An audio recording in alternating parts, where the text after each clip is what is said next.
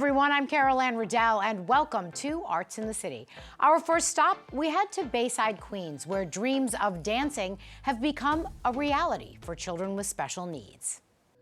Down came the rain and washed the spider out. Pediatric physical therapist Joann Ferrara didn't plan on starting a dance program for children with special needs until a little girl, a patient with cerebral palsy, came into her office. I had a dress-up box in the office, and this little girl, Vernoica, with cerebral palsy, was dressed in a tiara and a tutu, and I looked at her and I said, "Oh, you're like a ballerina," just commenting. And she looked at me with these big eyes and said, "I wish I could be a dancer, but nobody wants me." That little girl is now a 27-year-old college graduate who also remembers that day. Well, I told her, not in a sad way or an upset way, just very matter of fact, because it was the truth, that I wanted to be in a dance class, but I couldn't because no dance class wanted me. And in that moment, I honestly thought I had said something, or maybe did something, because she'd walked out of the room. I immediately said to her mother, "Oh my gosh," and her mother said, "Yes, that is true. We've been to so many dance schools. The minute they find out she has cerebral palsy, they say no." And I just, in the moment, said, "Well, I'm going to start a dance program." Now, Dancing Dreams has grown from a handful of girls in Joann's office to more than 130 students in 3 locations. One of the special aspects here, the Teen Leadership Program.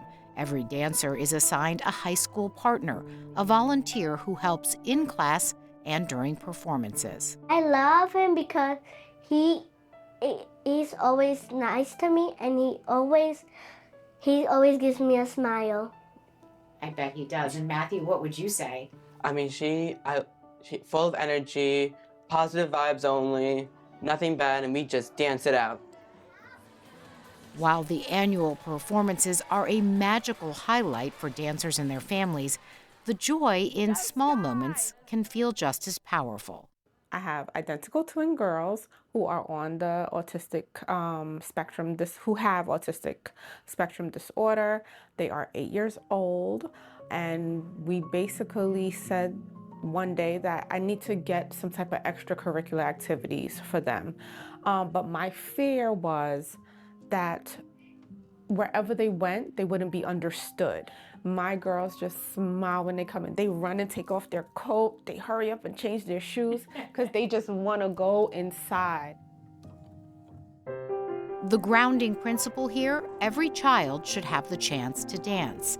Joann explains that means about 90% of her families receive scholarships, and the program is almost entirely funded by grants and donations. Just when you see that light bulb go off and you see them and they're so happy to be able to dance and to be moving and to be free. Our children range from children that have very minor challenges to children who are in wheelchairs and really don't move much at all, children who don't speak. So it's about inclusion. It's about making them feel their disability isn't a stopping point. It's that it doesn't matter when you're here. And if you wonder what kind of impact that can have, Vernoica makes it brilliantly clear. So Dancing Dreams was a place that became, you know what, there is nothing wrong with me. My body is the way it is, and I am the way that I am, and I don't have to compensate for something because I'm not broken.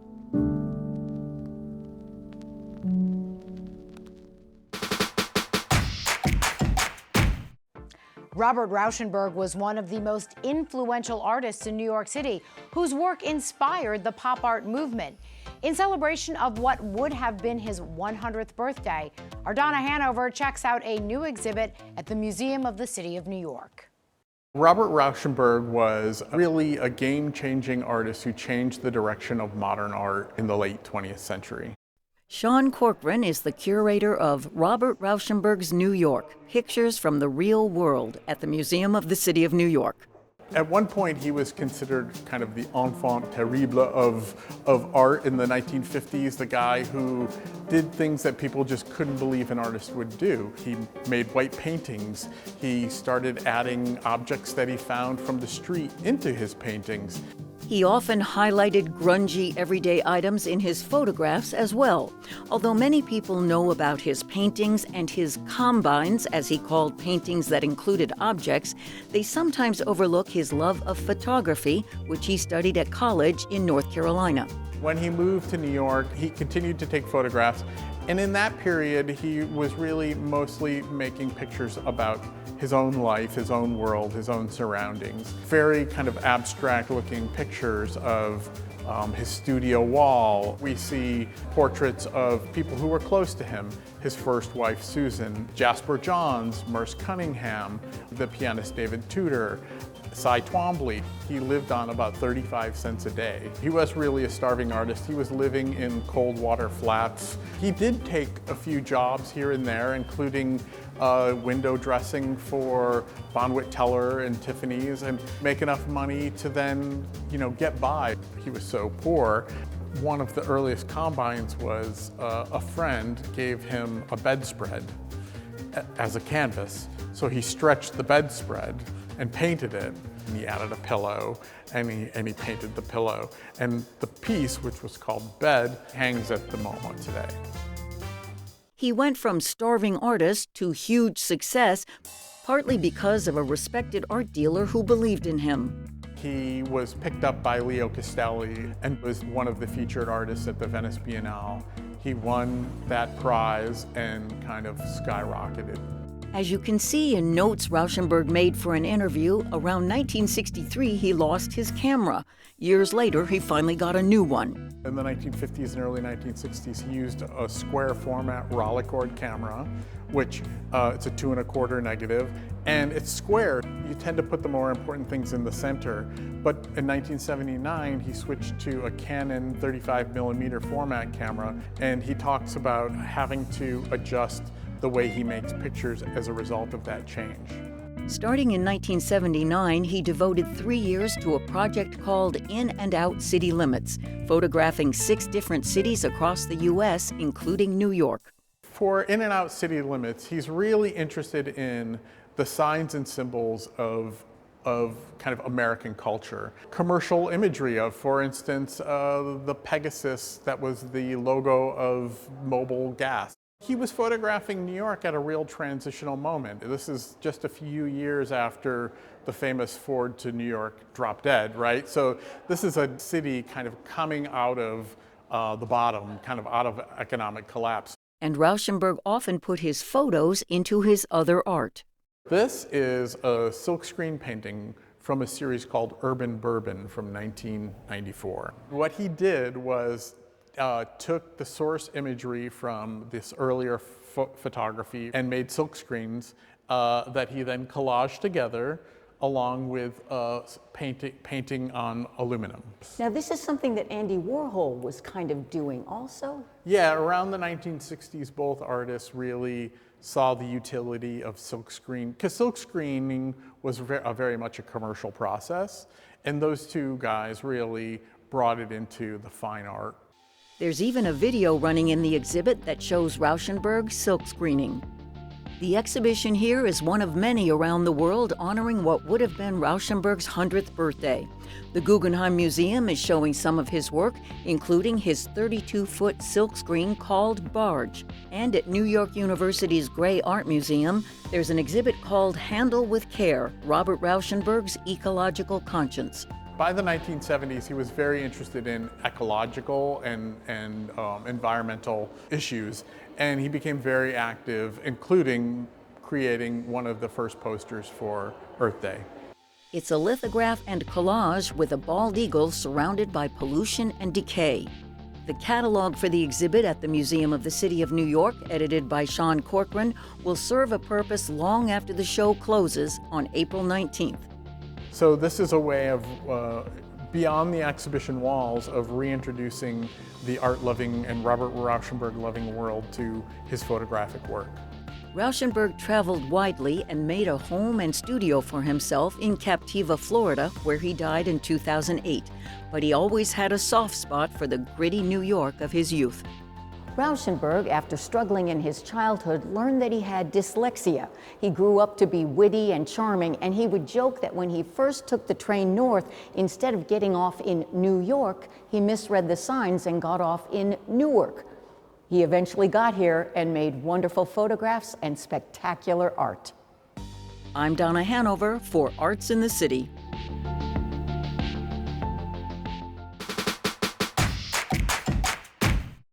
The Winter Film Festival showcases creative and diverse voices from emerging filmmakers worldwide.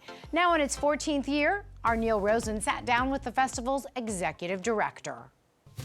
If you're looking to warm up this season, the New York Winter Film Festival is back, and it's hotter than ever.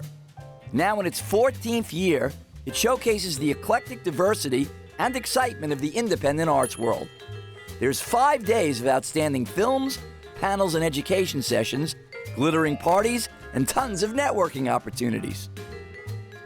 This year's jam-packed event features 103 films from 27 countries, and 1/4 of all those movies were made right here in the Big Apple. Steffanie Finn is the executive director of the Winter Film Festival. What is the mission of the Winter Film Festival?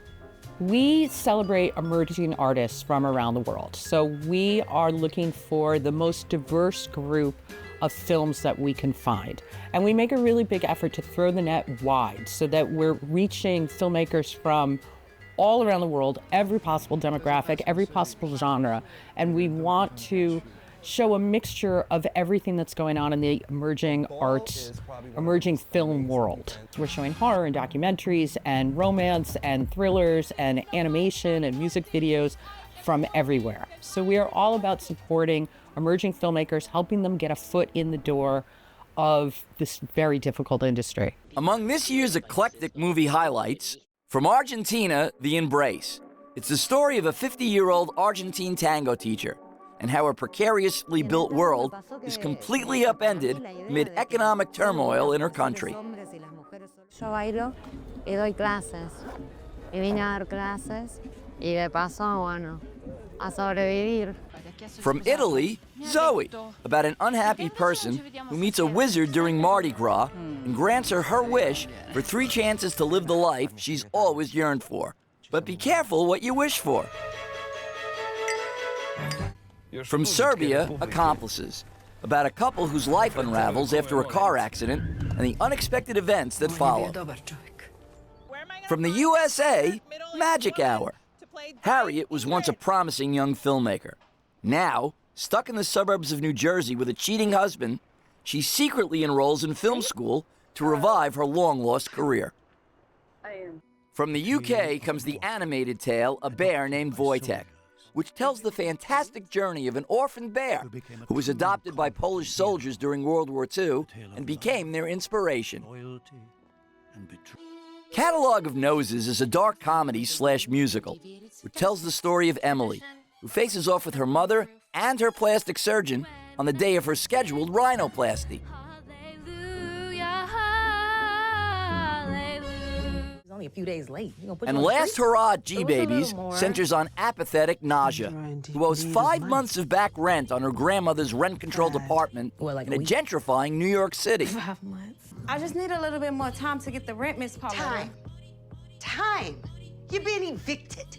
What would you tell a New Yorker or a possible attendee why they should attend the Winter Film Festival? Yes. So the festival, it's 5 days. We have an opening night at Somewhere Nowhere, which is on 25th Street, which is just a big party, big fun party opening night. And then we have 3 days. So during the day, on Thursday and Friday, we have education sessions directed towards emerging filmmakers, and we have matinee screenings. And then in the evening, Thursday and Friday, and all day Saturday, we have films with Q&A with the directors. So about 2/3 of our directors will be in-house on hand for Q&A. And so we encourage people to hang out. We organize mixers and meetups and wine tastings so people can talk to each other. Because really the point for a festival is for filmmakers to get a chance to really network and meet each other and have the chance to talk to people who love what they do. For more information about the Winter Film Festival, go to their website at winterfilmfest.org. For Arts in the City, I'm Neil Rosen.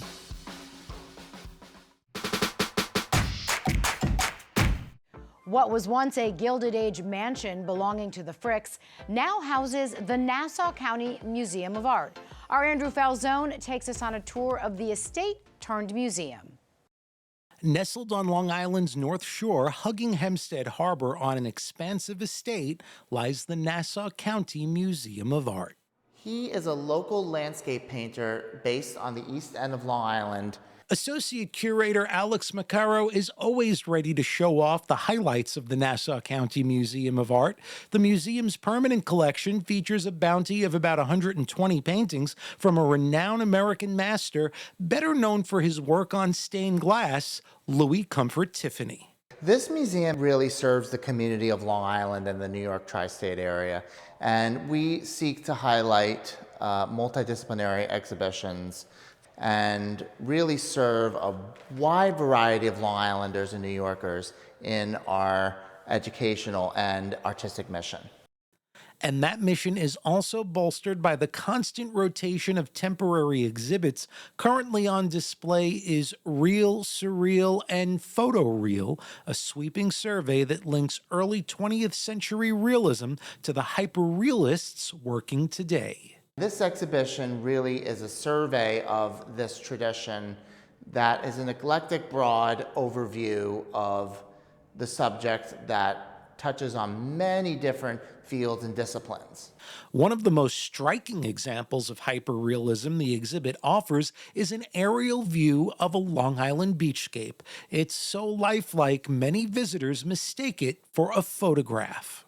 The aerial painting is by Raffaella Spence, a British Italian painter who did an aerial shot of Long Island called Elliot's Flight from 2006. It is really a crisp, hyperrealist, photorealist painting that highlights the rich and colorful beachscape of Long Island. Robert Neffson's Herald Square painting highlights the immense detail of a cityscape. You can even see a car driving by with a puddle splashing. And it is a crisp, meticulous detail painting, as is the Raffaella Spence. In addition to the paintings hanging on the walls, the Nassau County Museum of Art has something else to offer its visitors: 145 acres of well-manicured grounds, and patrons are more than welcome to explore. The museum's galleries sit inside a historic mansion whose past still shapes the visitor experience today. Over the decades, the estate evolved through multiple hands, each leaving its mark on the grounds, the gardens, and the architecture, creating the distinctive setting that frames the museum's exhibitions. We have a modern sculpture park situated outside our mansion with works by such artists as Fernando Botero, Richard Serra, Mark de Suvero, and many other modern masters and contemporary masters. And this is an immersive opportunity to see art on the grounds, in addition to experiencing art indoors at our museum. Beyond its galleries and grounds, the museum stays closely connected to the community through classes, workshops, and public programs.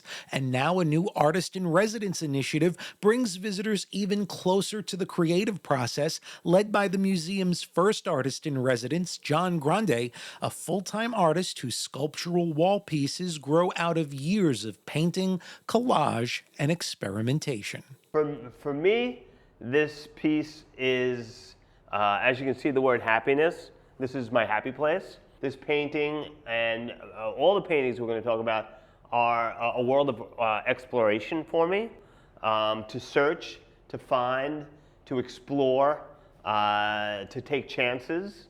And that spirit of discovery lives throughout the museum in its galleries, programs, and surrounding landscape, inviting visitors to experience, learn, and find their own inspiration on Long Island's North Shore. I'm Andrew Falzone for Arts in the City. The automatic photo booth just turned 100 years old, and a new museum is dedicated to preserving its past, one nostalgic snapshot at a time. Our CUNY intern, Steffanie Pincus, takes us behind the velvet curtain. People are very dedicated to the drop, and like so many people will take a photo and like sit there and video, and they have no idea when it will come out. I'm Bree. I'm the founder of Autophoto. I found a photo booth 10 years ago in a thrift store, and now I've gone down a rabbit hole and own Autophoto. The space here in New York City kind of got inspired by the International Photo Booth Convention. Since this year marks the centennial of the invention of the photo booth, we wanted to host the International Photo Booth Convention here in New York, where it was invented. And so with the planning of that, we really wanted to tell the history of 100 years. When you first come into the space, we have booths from every era, so like people can like use each booth from different time periods, and they're all a little different. And then as you go back farther into the gallery, we have exhibits that tell the history of 100 years of the photo booth. We're really honored to have on loan the original camera from the inventor, Anatole Josephot, and his granddaughter gave us some never-seen-before pieces that we're able to show here. We have some newspaper articles that interviewed the inventor back in like the 20s. We have a photo booth strip of him and his dog, which is really beautiful, so like a 100-year-old photo. I think it sinks into people's minds how that tangible object like lasts beyond your lifetime. It's forever, and so it's really special. There's 7 working booths, and then there's 2 others that are going to be refurbished. So any money that we're making here at the space goes towards refurbishing the next booth.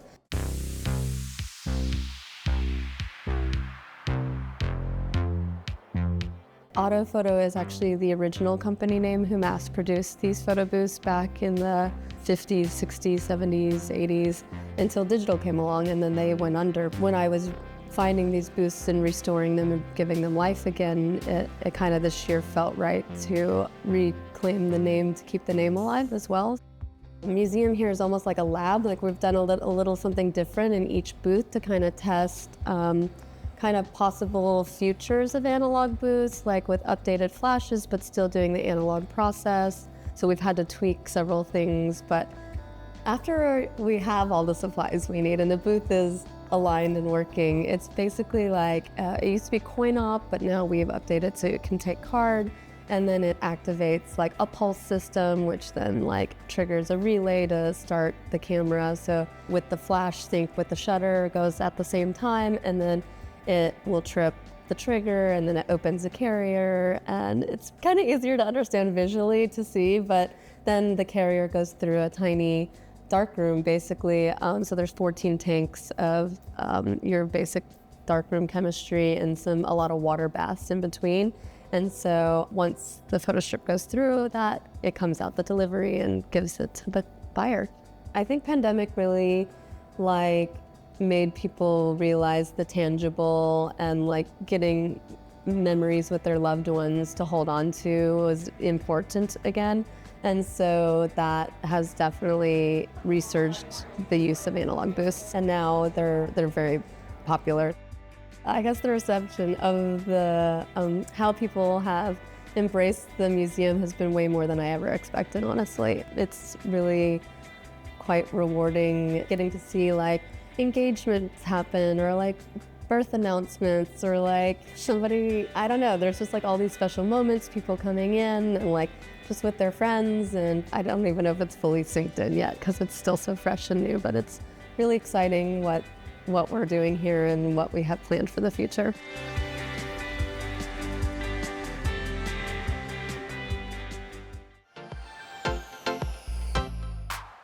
That is our show for today. Thanks so much for joining us. A quick reminder to check us out on social media. We would love to hear from you. I'm Anne Riddell. See you next time on Arts in the City.